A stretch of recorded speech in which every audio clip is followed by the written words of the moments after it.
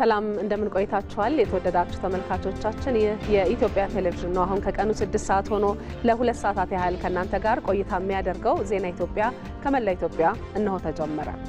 ዘውትር ከሰኞ እስከ አርብ በተለያዩ መሰናዶዎች ወደ እናንተ የሚደርሰው ዜና ኢትዮጵያ የሪፖርተሮችን የቀጥታ መረጃዎች ጨምሮ በስቱዲዮ የተሰናዱ ዘገባዎችን ወደ እናንተ እያሻገረም ይቀጥላል። የዛሬውን ዜና ኢትዮጵያ ጌታቸው ይግዘውና ማህሌት ታደለ እንመራለን። አርዕስተ ዜናዎቹን እናስቀድማለን።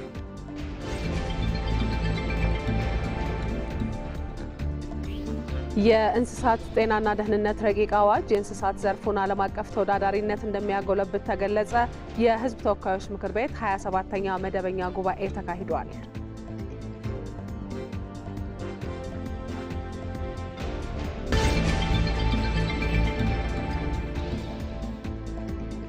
የአማራ ክልል ከመቼውም ጊዜ በላይ በተሻለ ሰላምና ልማት ጉዞ ላይ እንደሚገኝ የአማራ ክልል ርዕሰ መስተዳድር አረጋ ከበደ ተናገሩ።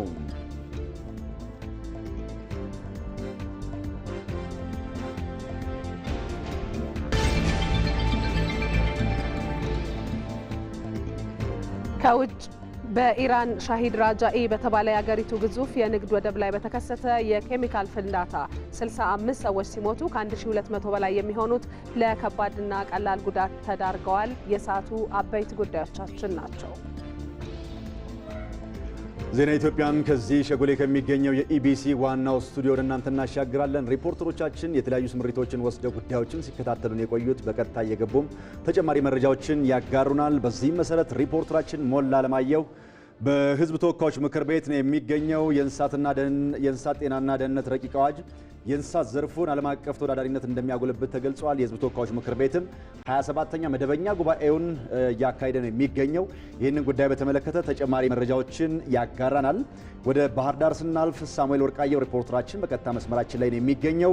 የባህር ዳር ከተማ ነዋሪዎች በተለያዩ ቀጠናዎች ሰላምን ላይ ትኩረታቸውን ያደረጉ ውይይቶችን እያካሄዱ ነው የሚገኙት። ውይይቶቹ ምን መልክ አላቸው የሚለውን ተጨማሪ መረጃውን ያጋራናል። ወደ አሶሳው ስቱዲዮአችን ስናልፍ ጀማል አህመድን በዚህ በመጨረሻው ጠርዝ ላይ እናገኘዋለን። ጀማል፣ በቤንሻንጉል ጉሙዝ ክልል እየተከናወነ ያለውን የሌማት ትሩፋት መርሃ ግብር የማህበረሰቡን ተጠቃሚነት በማሻሻል ላይ እንደሚገኝ ተገልጿል። ይህንን ጉዳይ በተመለከተ ተጨማሪ መረጃን የሚያጋራን ነው። ለኢቲቪ ዜና ኢትዮጵያ የቢዝነስ መረጃ ደግሞ ሪፖርተራችን በቀለ ተመስገን በቀጥታ መስመር ላይ ይገኛል። ባለፉት 9 ወራት በውጭ ንግድ ዘርፍ 5.1 ቢሊዮን ዶላር መገኘቱን የንግድና ቀጠናዊ ትስስር ሚኒስቴር ገልጿል። ጉዳዩን በተመለከተ ተጨማሪ መረጃዎችን ለቢዝነስ ዘገባችን ያቀብላል። ዜና ኢትዮጵያም ይቀጥላል። የእንስሳት ጤናና ደህንነት ረቂቅ አዋጅ የእንስሳት ዘርፉን ዓለም አቀፍ ተወዳዳሪነት እንደሚያጎለብት ተገልጿል። የሕዝብ ተወካዮች ምክር ቤት 27ኛ መደበኛ ጉባኤውንም አካሂዷል። ጉባኤው በግብርና ጉዳዮች ቋሚ ኮሚቴ የቀረበውን የእንስሳት ጤናና ደህንነት ረቂቅ አዋጅን መርምሮ በሙሉ ድምፅም አጽድቋል።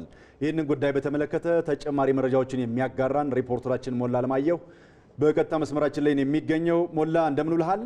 በጉባኤው የተነሱ አበይት የሚባሉ ጉዳዮች የትኞቹ ናቸው? አመሰግናለሁ። የሕዝብ ተወካዮች ምክር ቤት ዛሬ ባካሄደው 27ኛ መደበኛ ጉባኤ አንዱ አጀንዳ አድርጎ የተመለከተው የእንስሳት ጤናና ደህንነት ረቂቅ አዋጅን ነው። በተለይም በግብርና ጉዳዮች ቋሚ ኮሚቴ ዋና ሰብሳቢ አቶ ሰለሞን ላሌ አማካኝነት የግብርና ጉዳዮች ቋሚ ኮሚቴ በረቂቅ አዋጁ ዙሪያ ላይ የተደረጉ ማሻሻያዎችን እና በዋናነት አዋጁ ምን አንድምታ አለው፣ ምን አስተዋጽኦ ያመጣል የሚለውን ዝርዝር አድርገው አቅርበዋል። እንግዲህ እንደሚታወቀው እየተንሰራፋ የመጣውን ከሰው ወደ እንስሳት ከእንስሳት ወደ ሰው የሚተላለፉ ተላላፊ በሽታዎችን ለመከላከል አዋጁ አስፈላጊ መሆኑም ተጠቅሷል። እንዲሁም ከዚህ በተጨማሪ ከሀገር ውስጥ ወደ ውጭ ከውጭም ደግሞ ወደ ሀገር ውስጥ የሚገቡ ከእንስሳትና የእንስሳት ተዋጽኦ የሆኑትን ከበሽታ ነፃ ለማድረግና ደህንነታቸው የጠበቀ ለማድረግ አዋጁ አስፈላጊ መሆኑን እንዲሁም ደግሞ የዘርፉን ተወዳዳሪነት ከፍተኛ አስተዋጽኦ እንዳለው ሕጉ ተጠቅሷል። እንደሚታወቀው እንግዲህ ኢትዮጵያ ከፍተኛ የሆነ የእንስሳትና የእንስሳት የቁም እንስሳት እንዳላት ይታወቃል። ከዘርፉ ግን የምታገኘው እዚህ ግባ የሚባል አይደለም። በዚህም ምክንያት አዋጁ መሻሻሉ በተለይም ደግሞ ዓለም አቀፍ ተወዳዳሪነቱን በማሳደግ የሚገኘውን ከዘርፉ የሚገኘውን የውጭ ምንዛሬ ለማሳደግ እንዲሁም ደግሞ ስነ ምግብን ለማሻል እንደሚረዳ ነው በዚህ ወቅት የተገለጸው። በዋናነት እንግዲህ እንደሚታወቀው የእንስሳት ጤና ማለት የሰዎች ጤና ነው። የሰው ልጅ ጤናው ካልተጠበቀ ደግሞ መበልጸግ፣ መልማት እና ስራዎችን በበቂ ሁኔታ በጤናማ በሆነ መልኩ ማከናወን ስለማይቻል የእንስሳት ጤና በዋናነት ከሰው ልጅ ጤና ጋር የተመጋገበ በመሆኑ የእንስሳት ጤናና ደህንነትን ለማስጠበቅ ተጠያቂነት ባለበት አኳኋን አዋጅን ማሻል በተለይም ደግሞ ጊዜው የሚዋጅ በተለይም ቀደም ሲል የነበረው አዋጅ ወቅቱን ያማከለ አለመሆኑና ከዚሁ ጋር አብሮ የሚሄድ አሁን ወቅቱ የሚፈልገውን አይነት የእንስሳት ጤናን ለማስጠበቅ አዋጁ ማሻል አስፈላጊ መሆኑ ተጠቅሷል። ምክር ቤቱ በ27ኛ መደበኛ ጉባኤው ከማሻሻያዎች ላይ ከተወያየ በኋላ በሙሉ ድምፅ አጽድቆታል። በዚህ በዛሬው በ27ኛ መደበኛ ጉባኤው እንግዲህ ጉባኤው ከተመለከተው በሁለተኛ አጀንዳነት እንግዲህ በተጓደሉ የቋሚ ኮሚቴ አመራሮችን ለመሰየም ውሳኔ የቀረበው የውሳኔ ሀሳብን የመረመረው የከተማና መሰረተ ልማት ጉዳዮች ቋሚ ኮሚቴ ሰብሳቢ እንዲሆኑ ፕሮፌሰር መሐመድ አብዶን፣ የመንግስት የልማት ድርጅቶች ቋሚ ኮሚቴ ሰብሳቢ መለሰ መናን እንዲሆኑ የቀረበውን የውሳኔ ሀሳብ በአንድ ድምፅ ታቅቦ በሙሉ ድምፅ አጽድቋል። ዛሬ በ27ኛው መደበኛ ጉባኤው የእንስሳት ጤናና ደህንነት ረቂቅ አዋጅን ማጽደቅና በቋሚ ኮሚቴ የተጓደሉ የውሳኔ ሀሳብን መርምሮ ማጽደቅ ነው። ያለኝ መረጃ ይህን ይመስላል። ሞላ፣ ላደረስከን መረጃ ከልብ እናመሰግናለን። መልካም ቀን ይሁንልህ። እንቀጥላለን ተመልካቾቻችን። የአማራ ክልል ከመቼውም ጊዜ በተሻለ የሰላምና ልማት ጉዞ ላይ እንደሚገኝ የአማራ ክልል ርዕሰ መስተዳድር አረጋ ከበደ ተናገሩ። ርዕሰ መስተዳድሩ የክልሉን ወቅታዊ የሰላምና የልማት ጉዳዮች በተመለከተ ከኢትዮጵያ ዜና አገልግሎት ጋር ባደረጉት ቆይታ በክልሉ ተፈጥሮ የነበሩ የሰላምና የጸጥታ ችግሮች በዋናነት ከፖለቲካዊ ጽንፈኝነት ጋር የተያያዙ እንደሆኑ አስታውሰው በወቅቱ አመራሩ በሚጠበቅበት ልክ ችግሩን ታግሎ በማስተካከል ረገድ ለዘብተኛ አቋም መውሰዱን ተናግረዋል። በዚህም ጽንፈኛ ቡድኖች ላይ በክልሉ ነዋሪዎች ላይ ሰብአዊ፣ ቁሳዊ፣ ማህበራዊና ስነ ልቦናዊ ጉዳት ማድረሳቸውን ጠቁመዋል። መንግስት በክልሉ ሰላምን በማስፈን በኩል ማህበረሰቡን በማሳተፍ ውጤታማ ስራ ማከናወኑም እንዲሁ አንስተዋል። የክልሉ ነዋሪዎችም የጽንፈኛ ቡድኑን ትክክለኛ ማንነት ተገንዝበው ከመንግስት ጎን በመሆን ለዘላቂ ሰላም የበኩላቸውን ሚና እየተወጡ መሆኑን ጠቅሰዋል። አሁን ላይ ክልሉ ከመቼውም ጊዜ በላይ በተሻለ የሰላምና የልማት ጉዞ ላይ እንደሚገኝም አብራርተዋል። በክልሉ የተገኘውን ሰላም ዘላቂና አስተማማኝ ለማድረግ በመንግስት በኩል ሁለት የመፍትሄ አቅጣጫዎች መቀመጣቸውንም አስረድተዋል። የመጀመሪያው ለሰላም አማራጮች ቅድሚያ ሰጥቶ መስራት መሆኑን ጠቅሰው በዚህ ረገድ መንግስት ዘወትር ለሰላም በሩን ክፍት አድርጎ እየሰራ ነው ብለዋል። በሌላ በኩል የቀረበውን የሰላም ጥሪ ወደ ጎን በመተው የክልሉን ሰላም ለማወክ በሚሰሩ ጽንፈኛ ቡድኖች ላይ መንግስት ሕግ የማስከበር ኃላፊነቱን እየተወጣ እንደሚቀጥል አብራርተዋል። የአማራ ክልል ሕዝብ በቀጣይ ሰላምን በማስጠበቅ በኩል ከመንግስት ጎን በመሆን የጀመረውን ጥረት አጠናክሮ እንዲቀጥልም ርዕሰ መስተዳድሩ ጥሪ አቅርበዋል።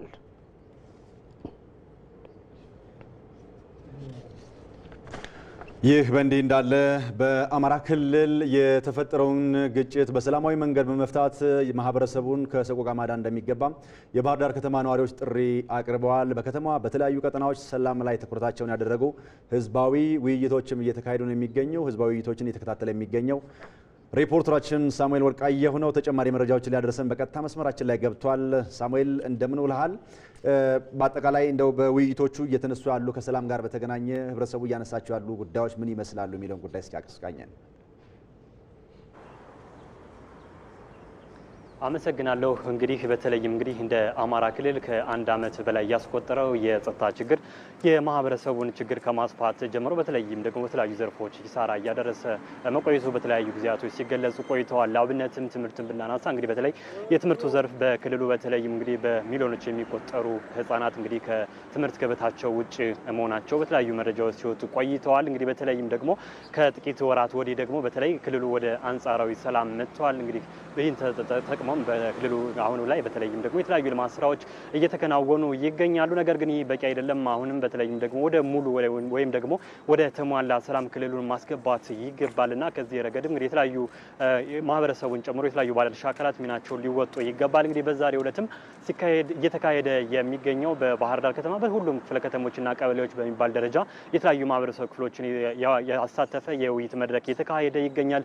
ከነዚህ መካከል የሃይማኖት አባቶች፣ ወጣቶች እንዲሁም ደግሞ ነጋዴዎችና የሀገር ሽማግሌዎችን ያሳተፈ የውይይት መድረክ ነው እየተካሄደ የሚገኘው ማለት ነው። እንግዲህ በውይይት መድረኩም የተለያዩ ሀሳቦች ሲነሱ ነበር። በተለይም ደግሞ እንግዲህ ባለፉት ጊዜያት ክልሉ በመጣበት ወራት በተለይም በጸጥታ ችግር ባለፈባቸው ወራት ሁሉ በተለይ ማህበረሰቡ ሰቆቃ ውስጥ ገብቶ እንደቆየ እንዲሁም ደግሞ ከዚሁ በተጨማሪም ከዚሁ በተደራራቢም ደግሞ ለኑሮ ውድነትና ለተለያዩ መሰል ችግሮች እየተጋለጠ ሲቆይ መቆየቱን የተለያዩ ተሳታፊዎች ሀሳባቸውን አነስተዋል። ከዚህ ባሻገርም በተለይም እንግዲህ ትምህርት እንግዲህ ነጥለው ሀሳባቸውን ሲያነሱ ነበር። እንግዲህ በርካታ ህጻናት በተለይም ደግሞ በወረዳዎችና በተለያዩ ቀበሌዎች ከትምህርት ገበታቸው ውጭ ሆነዋል። ነገር ግን ይህ ሁሉ የሚሆነው በተለይም ደግሞ በዚህ በጸጥታ ችግሩ እንደመሆኑ መጠን ይህን የጸጥታ ችግር በሰላማዊ መንገድ መፍታት ይገባል የሚሉ ሀሳቦችን አነስተዋል። ከልማት አንጻር በተለይም ክልሉ ካለው እምቅ ሀብትና ካለው ጸጋ አንጻር የልማት ስራዎችን ከማከናወን አኳያ የነበሩ ችግሮችን በመድረኮቹ በህዝባዊ ውይይቶች ሲነሱ ቆይተዋል።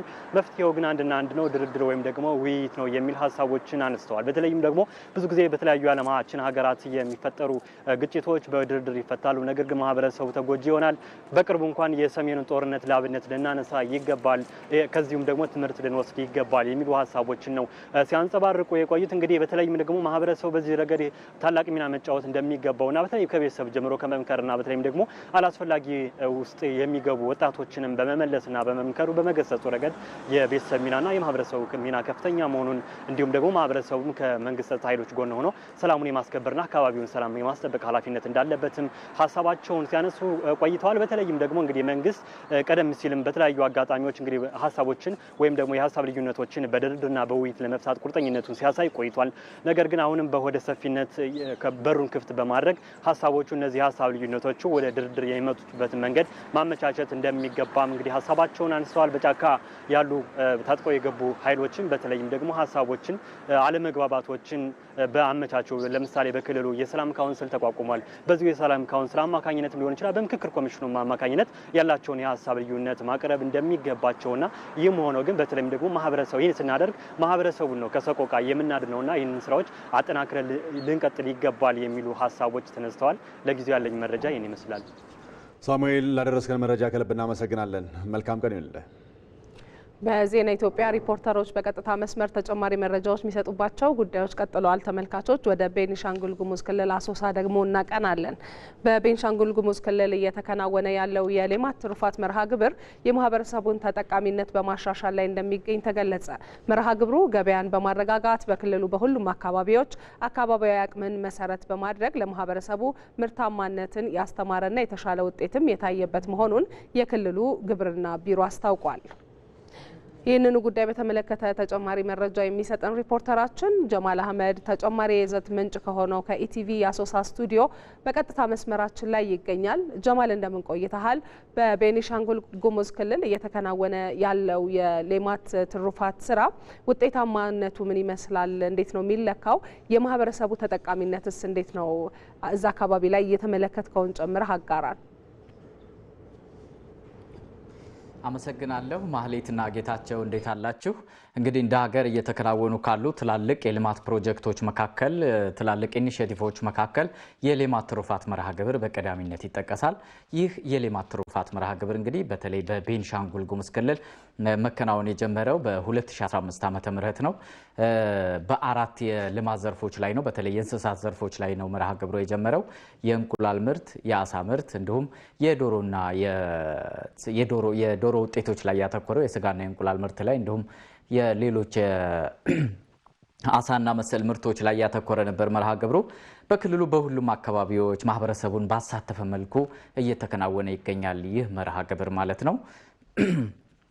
በተለይ በክልሉ በቤኒሻንጉል ጉሙዝ ክልል ስንመለከተው የማህበረሰቡን የማምረት አቅም በተለይ ደግሞ አካባቢያዊ አቅምን መሰረት በማድረግ ምርታማነትን ከማሳደግ አንጻር በተለይ የምግብ ዋስትናን ከማረጋገጥ አንጻር ገበያን ከማረጋገጥ አንጻር ይህ የሌማት ትሩፋት መርሃ ግብር ዘርፈ ብዙ አንድምታዎችን አስተዋጽኦችን እያበረከተ መሆኑን የክልሉ ግብርና ቢሮ አመልክቷል። በተለይ ለአብነት ያህል እንደ ውጤቱን ስንመለከት በ2014 ዓ.ም የወተት ምርትን ስንመለከት በተለይ 17 ሚሊዮን ሊትር ነበር መርሃ ግብሩ ከመጀመሩ በፊት የተመረተው። በ2015 ግን የሌማት ትሩፋት መርሃ ግብሩ በተለያዩ አካባቢዎች ከተጀመረ በኋላ ወደ 39 ሚሊዮን ሊትር ወተት ነው በአመት ብቻ የተመረተው ማለት ነው። ይህ እንግዲህ የሚያሳየው የመርሃ ግብሩ የተሻለ ውጤት እያሳየ መሆኑን ማህበረሰቡ በየአካባቢው ምርቶችን በማምረት በተለይ በነፍስ ወከፍ ደረጃ ዶሮዎችን በማምረት የእንቁላል ምርትን ራስን በመቻል ረገድ ከፍተኛ አስተዋጽኦ እያበረከተ መሆኑን መረዳት ይቻላል። በተለይ ደግሞ ገበያን ከማረጋጋት አንጻር የበዓላት ወቅት ላይ በመደበኛ ባዘቦት ቀንም ጭምር የእንስሳት ውጤቶችን ለገበያ በማቅረብ ገበያን ከማረጋጋት አንጻር መርሃ ግብሩ ከፍተኛ አስተዋጽኦ እያበረከተ መሆኑን መረዳት ችለናል።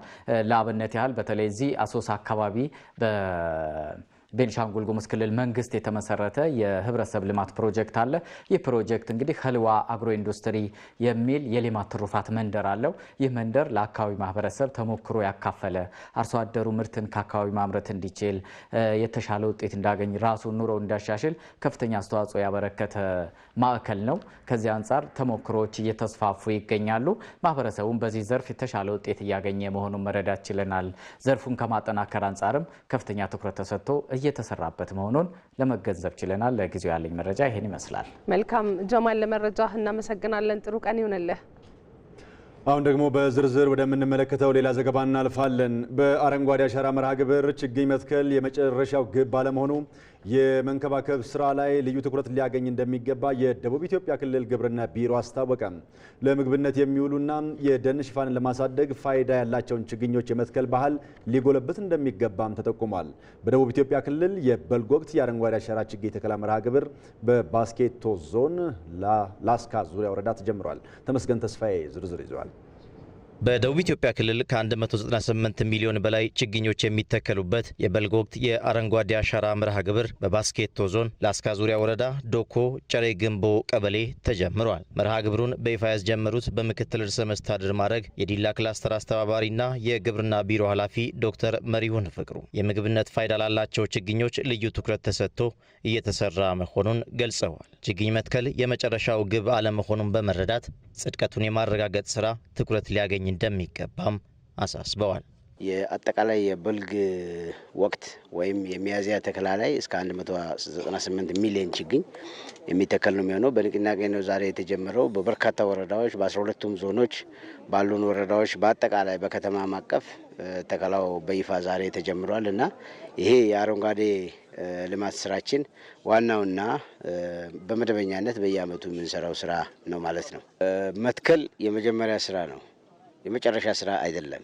ስለዚህ እንዲጸድቅ ደግሞ ብዙ መንገዶች አሉ። የምንሰራቸው ስራዎች የእንክብካቤ ስራ ከከብቶች፣ ከሰው፣ ከሌላ ነገር መጠበቅ፣ አስፈላጊ እንክብካቤ ማድረግ፣ ሌሎች ጉዳዮችን እንደዚሁ ከልሎ ለውጤት ማቅረብ ማለት ነው። የክልሉ ደንና አካባቢ ጥበቃ ልማት ቢሮ ኃላፊ አቶ ግዛቲ ግጄ በበኩላቸው የዘንድሮ የአረንጓዴ አሻራ መርሃ ግብር በሁለት መሰረታዊ ጽንሰ ሀሳቦች የተለየ ነው ይላሉ። ሁለት መሰረታዊ ነገሮች የዘንድሮን ተከላ ልዩ ያደርጋል። አንደኛው የአገር በቀል የሆኑ ዛፎች ላይ ትኩረት እንሰጣለን፣ ፍራፍሬ ላይ ትኩረት እንሰጣለን፣ ደን ላይ ትኩረት እንሰጣለን። ቀጥሎ ደግሞ በቴክኖሎጂ የታገዘ ተከላ እናደርጋለን። በባስኬቶ ዞን ላስካ ዙሪያ ወረዳ ዶኮ ጨሬ ቀበሌ የዛሬ 2 ዓመት 2015 ላይ ጀምሮ የተተከሉ የአረንጓዴ አሻራ ችግኝ ተከላ መርሃ ግብር ውጤቶች ናቸው ከጀርባችን የምትመለከቱት። በ2 ዓመት ውስጥ ፍሬ እየሰጠ መሆኑን የአካባቢውን መልክዓ ምድር ወደ ማስጠበቁ መድረሱን የተናገሩት የአካባቢው ነዋሪዎች አሁንም ቢሆን በቀጣይ ጊዜያቶች ይህንን ስራ አጠናክሮ እንደሚቀጥሉ ተናግረዋል። በየጊዜው በየአመቱ ይሄንን ህዝቡ ምንድነው እንደ ራሱ ስራ አድርጎ ጠብቆ ስለሚሰራ እና ያለው የአየር ሁኔታው እኛ ጋር የትም ቦታ አሁን ዝናብ ከሌለ እዚህ ይዘንባል። አሁን ደን ማለት ምን ማለት እንደሆነ እንደ ራሱ ህይወት አድርጎ የማየት ሁኔታዎች እየተፈጠሩ ነው የሚገኙት። ችግኝ ተክለን ከዚህ በፊት ከነበረው አየር ጸባይ ነዋሪነት አሁን የተሻለ አየር በማግኘት ችለን እስከዛሬ ችግኝ 2 ዙር 4ኛው ዙር እየቀጠለን እየተከለን የተተከለው ችግኝ እየጠበቀን እንገኛለን። በክልሉ የተጀመረው የበልግ ወቅት የአረንጓዴ አሻራ ችግኝ ተከላ መርሃ ግብር ይበልጥ ውጤታማ እንዲሆን በቅንጅት መስራት ያስፈልጋል ተብሏል። ዲጂታል ኢትዮጵያን ለመፍጠር እየተሰሩ ካሉ ስራዎች መካከል ከተሞችን ስማርት ማድረግ ይጠቀሳል። በተለይ የቱሪስት መዳረሻ የሆኑ ከተሞችን ስማርት ማድረግ ዘርፈ ብዙ ጠቀሜታዎች ይኖሩታል። የዲጂታል አድራሻ ስርዓትም ከተሞችን ስማርት የማድረግ አንዱ አካል ነው። ሪፖርተራችን ሩት ወርቁ በቢሾፍቱ ከተማ ተግባራዊ የተደረገውን የዲጂታል አድራሻ ስርዓትን እንደሚከተለው ታስቃኘናለች። የማናውቀው ቦታ ወይም የማናውቀው ከተማ ላይ ለጉዳይ ስንሄድ ከምንቸገርባቸው ጉዳዮች አንዱ የምንፈልገውን ኤግዛክት ቦታ ፈልገን ማግኘት መቻል ነው። እኔ ዛሬ ቢሾፍቱ ከተማ ነው የሚገኘው። እዚህ ከተማ የመጣሁትም አንድ ትምህርት ቤት ላይ አንድ ጉዳይ ኖሮኝ ነው። ኤግዛክት ቦታውን ፈልጎ ማግኘት ለኔ በጣም ከባድ ሆኖብኛል። ነገር ግን እዚህ ቢሾፍቱ ከተማ ላይ ተግባራዊ የተደረገ የዲጂታል አድራሻ ስርዓት መኖሩን ሰምቻለሁ። ይሄ ስርዓት ይሰራል አይሰራም የሚለውን ተግብሬ ቦታውን አገኘዋለሁ አላገኘውም የሚለውን አብረን እናያለን። አብራችሁን ቆዩ። እንግዲህ ይሄ ዲጂታል አድራሻ ስርዓት ማለት አንድም ቦታ በቀላሉ ለማወቅ የሚያስችል ስርዓት ነው። ይህም ስርዓት ምንድነው? ለእያንዳንዱ ቤት ለእያንዳንዱ መንገድ የራሱ የሆነ ዲጂታል ቁጥር ይሰጠዋል። ያ ዲጂታል ቁጥር በጂፒኤስ እና በጂአይኤስ መረጃ የተሳሰረ ነው። በሲስተም እንደዚሁ የተደገፈ ነው። በቀላሉ ቤት ቁጥሩን በመናገር ወይም ስም ካለው ደግሞ ስሙን በመጻፍ ብቻ ወደምንፈልገው ቦታ እየመራ የሚወስደን ስርዓት ነው ማለት ነው።